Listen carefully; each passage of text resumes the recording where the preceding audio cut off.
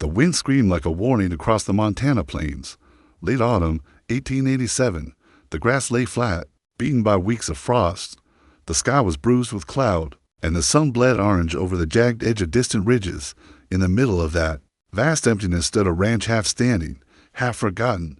Elara McKinley, 36, leather-skinned and hollow-eyed, stood at the threshold of her cabin, one boot on the porch, one in the dirt. In her hand, an axe dulled from too many years, and a few reasons to keep sharpening it. She stared across her land. Dead corn stalks waved weakly in the wind. The barn door creaked open and shut in rhythm with the breeze, like a heartbeat trying to quit. The chimney hadn't smoked in 3 days, and the sound of a baby crying once ever-present hadn't echoed across these hills in over a year. Elara hadn't spoken aloud in 29 days. She used to count by people. Now she counted by silence. The neighbors didn't come anymore, and if they passed by, they didn't stop. She's just bones and memory now, they said at the mercantile. A ghost with a rifle, but Elara didn't care for ghosts. She'd already buried hers. The ranch had once been her husband's pride. Matthew McKinley, all broad shoulders and big talk, a man who could sing off-key and still make you cry. He built this ranch from a stretch of nothing with calloused hands and an unshakable grin. They were going to fill the valley with cattle and children. But to Winter's back, a cattle deal went wrong. Raiders, strangers ambushed him in Dead Horse Canyon. All that came back was his blood-soaked hat, delivered by a kind deputy who couldn't meet Elara's eyes. Their infant son, Thomas, hadn't made it through that same winter. A fever, a cough, then nothing. Since then, Elara worked the land with mechanical resolve, milked the goats, chopped firewood, patched fences, but it was all going to rot anyway. The roof sagged. The soil cracked. This morning, she tried splitting logs for the stove, but her hands had trembled. The axe slipped. Her thumb now bore a red gash that throbbed in rhythm with her breath. She slumped on the porch steps, watching the sky turn iron gray. There was a storm coming. She could smell it in the air, wet, electric, hungry. She should have climbed up and patched the roof, but her bones ached. Her soul was tired. She pulled Matthew's old coat tight around her shoulders. The inside still smelled like cedar. Or maybe memory. Behind her, the cabin creaked. Somewhere, a loose shutter banged gently, like a clock running out of time. Dusk fell quickly, dragging a bitter chill behind it. The sky went from gray to bruised purple. Elara lit the lantern. She was pulling the last of the cornmeal into a tin when she heard it. Knock, knock. 3 slow taps on her door. Her blood froze. No one knocked on her door. Not in years. Anyone with sense called out first or rode in on horseback with noise enough to scare the snakes. Hand trembling, she reached for the rifle hanging above the hearth. Another knock. Quieter this time. Not urgent, not threatening, just steady. She unlatched the door and opened it 2 inches. There, shivering against the frame, stood a boy, no older than 10, thin as fence wire, dirt on his cheeks, lips cracked, hair tangled like it hadn't seen a brush in weeks. He clutched a burlap sack with both arms and wore mismatched boots. He didn't say a word. He just held out a crumpled piece of paper, torn from a ledger, in scrawled handwriting. His name is Samuel. Please help him. Elara stared. Wind howled past them. Where's your family? She asked. The boy said nothing. She opened the door a bit more. Are you lost? He looked past her into the warmth of the cabin. Elara's throat tightened. No, she muttered. No, I can't. She shut the door. Hours passed. The storm rolled in. Wind clawed at the windows. The shutters moaned. Fire crackled low in the hearth. She tried to sleep. She could in single quotes t. Eventually, she stood up, took the lantern, and opened the door again. There, under the awning, curled into himself like a kicked dog, Samuel slept in the dirt, his arms wrapped around his burlap sack. Snow dusted his hair like frost. Elara knelt down. Her hands hovered over him. Damn you, she whispered to the wind. Damn me. She lifted him into her arms. The cabin's warmth hit Samuel like a slap. He didn't speak, but his eyes darted across the room, tracking exits. She poured him tea, more hot water. The leaf fan pushed a piece of dry cornbread toward him. He didn't touch it. You got a name? She asked. He stared at her with hollow, haunted eyes. Samuel, she whispered, reading the name again from the crumpled paper. Still, he said nothing. She pointed at a worn rug near the fire. You can sleep there. You don't touch the rifle. You don't steal. And you don't ask questions. Deal. He gave the slightest nod. That night, she couldn't sleep. She watched the boy from her cot's small hands curled around his burlap sack, like it held everything he had left in the world. In the early dark hours, she heard movement. Samuel stood in the pantry, fingers closed around a strip of jerky. Elara moved fast, grabbing his wrist. Hey, he flinched, dropped the meat, eyes wide with terror. His free hand moved to his pocket. She stepped back. He pulled out a small, rusted pocket knife. She didn't reach for her rifle. She just looked at him. I ain't gonna hurt you, she said softly. I just don't like thieves. He trembled. His hand shook. Then he lowered the knife. She exhaled. Quiet, measured, wordlessly. She walked to the table, took the jerky, and placed it in front of him. Here, she said. But next time, ask. He took it, eyes never leaving hers later. As the wind died and the fire dimmed, she heard his breath even out, slow, deep, safe. Elara sat in her chair by the hearth, wrapped in Matthew's coat, staring into the flames. You can stay, she whispered toward the sleeping boy. Just don't expect warmth. Her voice cracked on that last word. Maybe she wasn't just talking to him. The wind had turned savage by December, snapping at the shutters, lacing through the cracks in the wood like needles. Snow coated the land in silence. Out here, silence didn't mean peace. It meant you were too far from help to scream. Elara rose before the sun, stiff-jointed and brittle. Samuel followed her without question. She taught him to split kindling with a wedge and mallet, not an axe easier on small hands. His first few attempts were crooked and useless, but he didn't complain, just kept trying. They mended fence, posts and frostbitten gloves. His hands turned red and raw. She wrapped them with flannel. When she offered no praise, he didn't sulk. He just looked for the next task. They rarely spoke, but she'd grown used to his presence, like the fire that never quite went out. One evening, she found him scratching charcoal lines on the back wall, his drawing clumsy but heartfelt. A crude rendering of her mare, Molly, with a too long tail and for misshapen legs. He looked at her, unsure if she'd be angry. She said nothing, just went back to stitching the rip in his shirt sleeve. The next morning, there was a clumsily drawn cow beside the horse. Somehow, the days grew lighter. By late January, a sleigh appeared on the horizon to riders, horses puffing white breath. Elara stepped onto the porch, rifle in hand, the boy behind her. The men dismounted. At their front stood Barton Clay, a thick-shouldered man with oil-slick hair and eyes to still. Elara, he said smoothly, ain't seen you in town for some time. I like it that way. He smiled without warmth. Taxes come due. Your name's on a list back in Coulter's Gap. I paid last spring. He pulled a folded sheet from his coat. Seems the records say otherwise. She didn't take the paper, just stared. One of Clay's men stepped forward. We can make a deal. Your man's long gone. Ain't no shame in needing help. Elara's jaw clenched. Not that kind. Clay glanced toward the barn. This land don't belong to ghosts. You got till thaw. Come spring, we ride back, and you better have something to trade. Elara leveled the rifle not at him, but at the post near his boot. The shot cracked the frozen air, splintering the wood just inches from his foot. The boy flinched behind her. Clay didn't. He just chuckled. Winter takes everything from the weak, he said. Let's see if you're still standing come April. They rode off into the snow. That night, Samuel sat at the table, tracing his finger over the grain. He hadn't said a word, but his eyes had watched everything. A blizzard struck just 3 days later. It didn't arrive at attacked. Snow blew sideways. Ice slicked the ground. The sky turned white and stayed that way. When the barn roof cracked with the weight, Elara dropped her bowl and bolted outside with nothing but a lantern, a scarf, and a shovel. Stay inside, she shouted over her shoulder. Samuel didn't listen. He came barefoot in the snow, dragging her spare coat behind him. Inside the barn, the horses screamed in panic. Snow poured through the hole in the roof. Rafters groaned under pressure.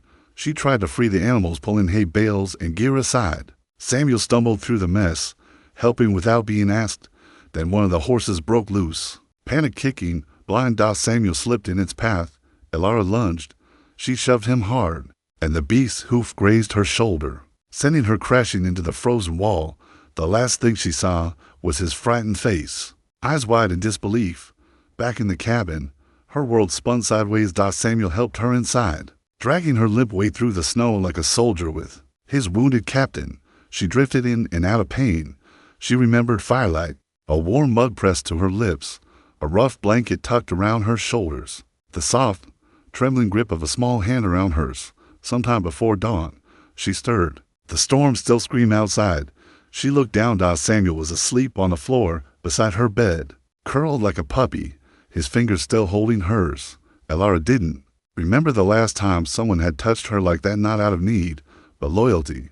Her chest ached in a way that had nothing to do with her shoulder. She turned her face to the wall and cried silent, broken sobs that hadn't come in years. Not when she buried Matthew, not when she lowered her baby into the ground, but now because someone had stayed. She reached out in the dark, fingers brushing the boy's hair. "Thank you," she whispered. It was the first soft thing she'd said in months, and the firelight flickered like it understood. Their shadows danced together on the wall. The storm howled, but this time it didn't feel like it would win. The thaw came slowly, like an old man waking from a coma. Snow pulled back in thin sheets, revealing frostbitten earth and broken memories. The air still bit at the skin, but the sun dared to stay a little longer each day. One morning, as Elara and Samuel hauled the last of the thawing hay from the shed, they saw him, a lone figure, standing still as a fence post near the edge of the southern field. Elara dropped the rope. Her eyes narrowed. She reached for the rifle hanging just inside the cabin door. The man didn't move.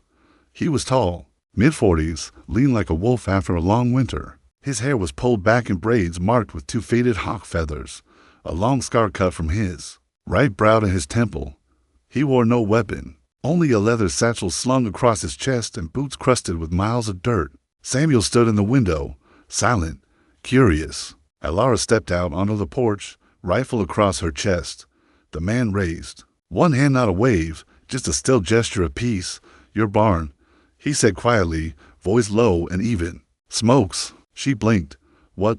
He nodded toward the roof, rot in the western beam. "You don't fix it. It'll burn in the next heat."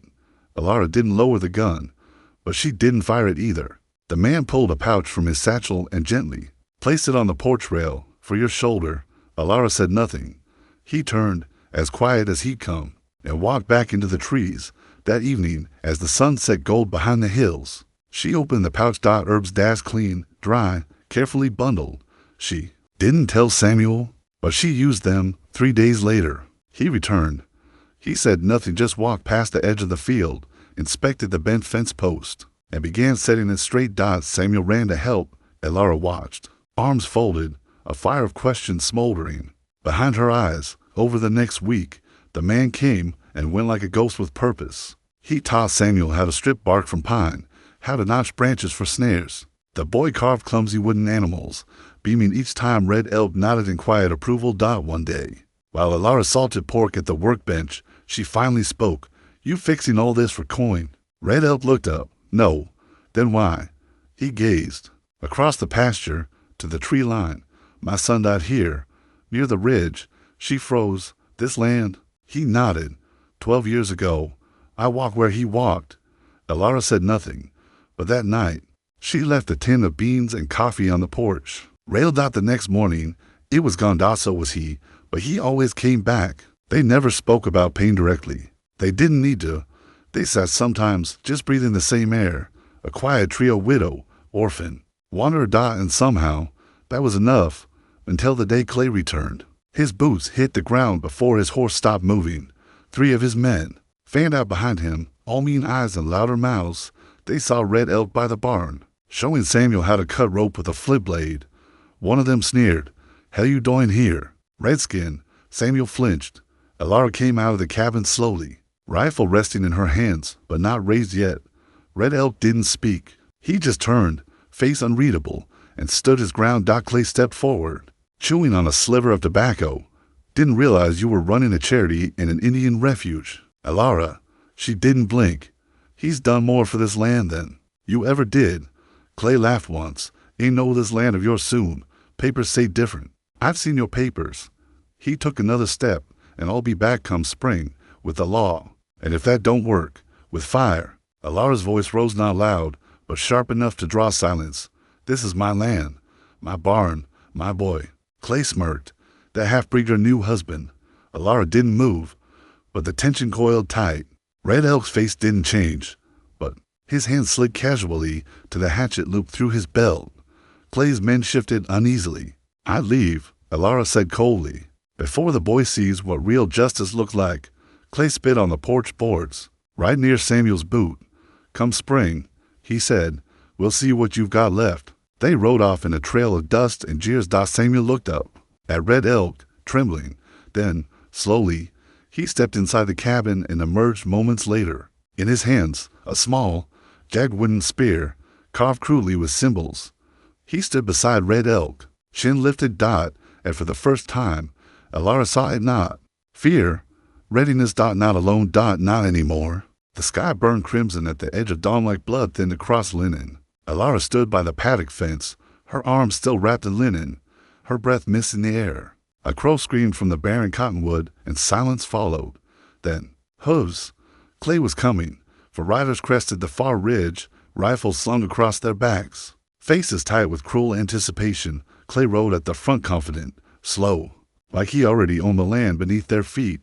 Samuel stood beside Elara, holding the wooden spear he'd carved. Red Elk was already waiting by the barn, crouched low, watching the horizon like a wolf scenting danger. They'd worked all night digging narrow ditches, stringing twine across the main path, laying a rusted rake beneath loose dirt. Red Elk had whispered, "You cannot outgun them, but you can outthink them," and so they did. Clay's men spread out as they approached. One dismounted, stepping into the ditch. His boot twisted, and he went down hard, yelling as he landed with a crack. Another tripped the wire and fell forward, slamming into the rake teeth. Gunfire erupted. Elara fired from behind the shed, her bullets slamming into the wagon wheel to scatter the horses. Red Elk moved like shadow in a wasted motion, a knife already in his hand. Clay yelled, "Push forward." One man surged past the others, cutting left toward the cabin. Samuel, frozen at the door, didn't run fast enough. The man grabbed him, gritty hands on his collar, lifting him off the ground. "Got the brat," he shouted. Elara's scream tore through the air. She ran forward, but Red Elk was faster. He slammed into the man like a falling tree. The two rolled in the dirt. The man drew a blade and slashed. Blood bloomed across Red Elk's side, but the fight was over fast. Red Elk plunged his own knife under the ribs. The man gasped once, then went still. Clay watched from his saddle, eyes wide. He turned his horse. "Fall back." They rode a weight as trailing behind them like smoke. Silence fell. The boy was safe, but the earth was wet with blood. Back inside the cabin, Red Elk sat wordlessly while Elara stitched the gash along his ribs. He barely flinched. "You should have let me handle it," she muttered, voice thick. "You wouldn't have reached him in time." Samuel stood nearby, refusing to sit, eyes wide with guilt and awe. "You saved me," he whispered. Red Elk turned to him, voice soft. "You are fire, little one, small flame but steady." Elara tightened the last stitch. "He calls you little." "Flame now," she said, trying not to smile. Red Elk stayed. He didn't say so, but he stayed. In the weeks that followed, the three of them rebuilt, post by post, gate by gate. The wind carried less weight. Elara learned to laugh quietly, like it was new. Samuel ran through the pasture with a wooden sword, yelling war cries to the sky. They planted a small garden, repaired the roof. One afternoon, Samuel carried a bundle of driftwood into the forest. Elara followed. They built a cross near the cottonwood, smooth, simple, carved with a hawk feather symbol. "For your son," she whispered to Red Elk. He placed a small pouch beneath the roots. "He loved this wind," he said. Wildflowers grew there by spring. Yellow, white, soft purple. Samuel ran through them barefoot with a slingshot bouncing at his hip. Elara watched from the porch, coffee in hand.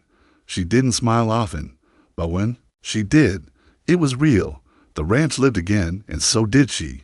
Voiceover faded and like a whisper. "I thought the wind had taken everything. My husband, my child, my voice.